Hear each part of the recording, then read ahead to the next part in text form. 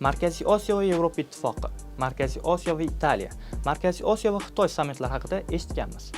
Shunda bir savol yuzaga keladi. Nega aynan Markaziy Osiyo va boshqa davlatlar? Nega har bir davlat bilan alohida uchrashuvlar emas? O'zi Markaziy Osiyo plus formati qachon paydo bo'lgan?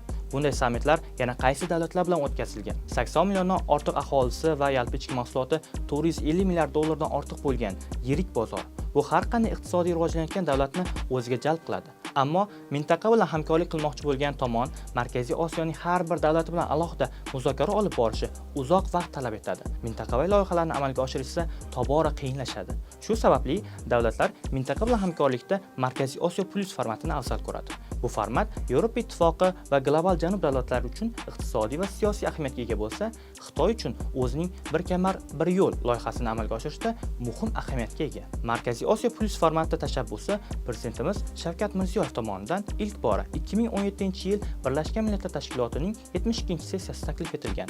2018-yil 15-martda birinchi bor Markaziy Osiyo davlatlari rahbarlari maslahat uchrashuvi, so'ngra Markaziy Osiyo Hindiston, Markaziy Osiyo Xitoy, Markaziy Osiyo AQSh va shu kabi yirik sammitlar o'tkazildi. Bu kabi hamkorliklar Markaziy Osiyo davlatlarining iqtisodiy holatini yaxshilaydi, mintaqaning birlashuvini kuchaytiradi.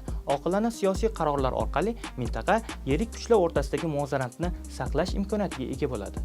Shu kabi siyosiy tahliliy ma'lumotlardan xabardor bo'lish uchun bizga obuna bo'ling.